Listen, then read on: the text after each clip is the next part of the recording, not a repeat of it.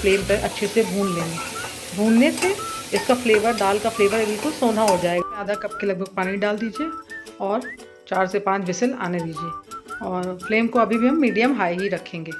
जब तक दाल पक रही है चलिए आटा लगा लेते हैं। तो मैंने 2 कप आटा लिया, उसमें 1 चम्मच भर के नमक डालेंगे और उसके बाद हम उसमें लगभग 2 चम्मच रिफाइंड ऑयल डालेंगे भर के और इसको इन सबको अच्छे से मिक्स कर लेंगे।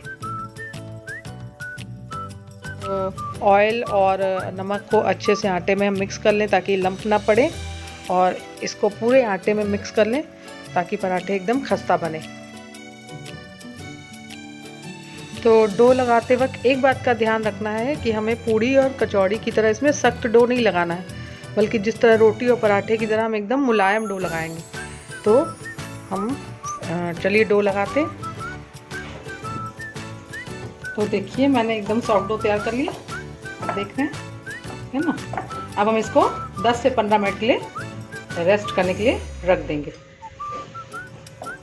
देख रहे हैं आप कितना सॉफ्ट डो है ना।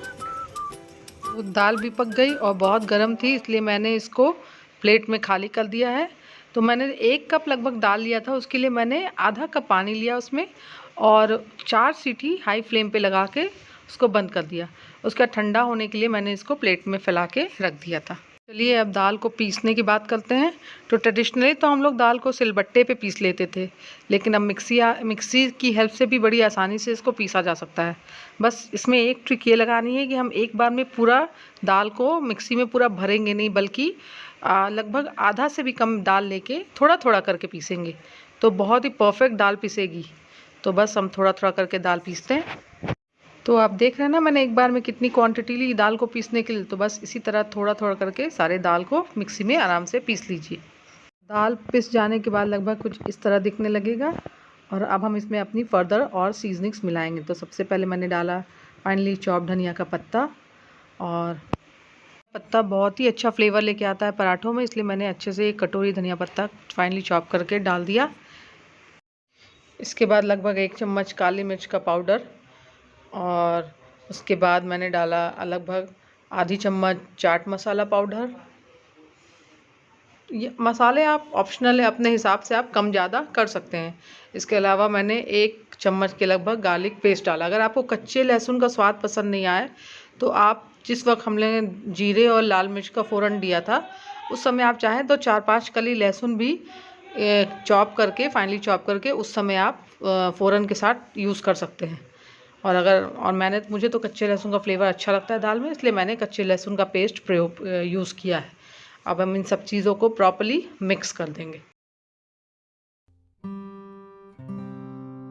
तो लीजिए परफेक्ट दाल की स्टफिंग तैयार होगी पराठे में भरने के लिए। तो अब आटा भी हमारा 15 मिनट से अच्छे से सॉफ्ट हो गया है और अब हम चलिए पराठा बनाते हैं। तो लोई लेके मैंने एक कटोरी फॉर्मेशन देने की कोशिश की।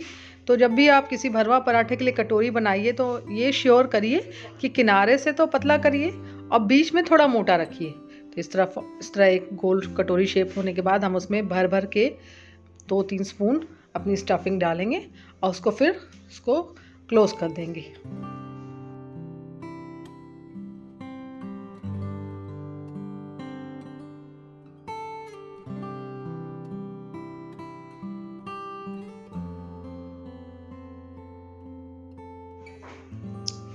तो क्लोज करने के बाद हम इसको किनारे से थोड़ा सा दबा देंगे और ताकि जो स्टफिंग है वो बीच में आ जाए और किनारे थोड़ी जगह छूट जाए। तो इससे जब हम इसको बेलेंगे ना तो ये जो स्टफिंग है वो इवनली हमारे पराठों में फैलेगी और पराठे का टेस्ट बहुत अच्छा आएगा। वाह, मैंने बहुत ही बढ़िया पराठा बेल लिया, कहीं से भी स्टफिंग बाहर नहीं आई। तो चलिए अब इसकी सेकने की बारी आती है।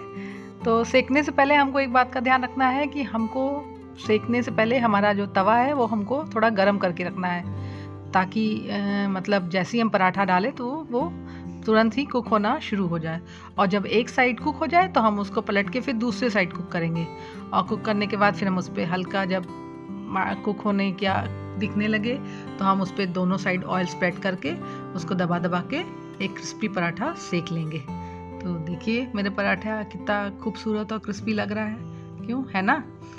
तो चलिए अब इसको प्लेट में रख लेते हैं और देखिए, वाह, लुकिंग सो अमेजिंग। और टेस्ट भी बहुत अमेजिंग था। आप ज़रूर बनाइएगा। तो चलिए फटाफट एक और दूसरा पराठा भी कैसे बनाते हैं उसको देख लेते हैं।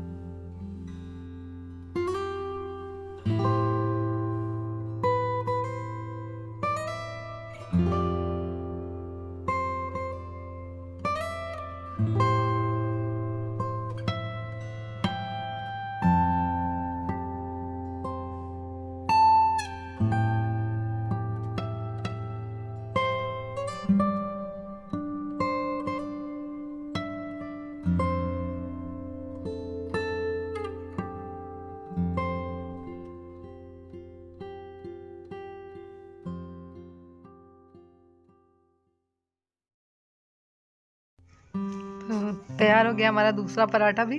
तो चलिए मैं इसको काट के दिखाती हूँ कि स्टफिंग कितनी बढ़िया से पूरे पराठे में बराबर से फैली है, बिल्कुल इवनली। इतना गर्म है कि मैं इसको खोल भी नहीं पा रही हूँ। चलिए दो नीचे वाला जो ठंडा हो चुका है उसको मैं काट के दिखाती हूँ आपको। तो और ये एक बहुत बढ़िया लंच भी हो सकता है, बहुत बढ़िया डिनर भी हो सकता है। आप इसको चाहिए तो ग्रेवी वाले सब्जी के साथ खा सकते हैं, मीठी दही, अचार, चटनी किसी के साथ भी खा सकते हैं। लेकिन एक सीक्रेट बताऊं, ये सबसे ज़्यादा टेस्टी किस चीज़ के साथ खाने से लगता है, तो ये सबसे ज़्यादा टेस्टी अगर आप मीठी खीर के साथ खीर और पराठा को खाएं तो बहुत ही टेस्टी लगता है। और मैं रिकमेंड करती हूँ कि आप ज़रूर ट्राई करिएगा खीर और इस तरह का पराठा और खीर बनाइएगा और खाइएगा, और मुझको कमेंट बॉक्स में डालिएगा कि आपका एक्सपीरियंस कैसा रहा।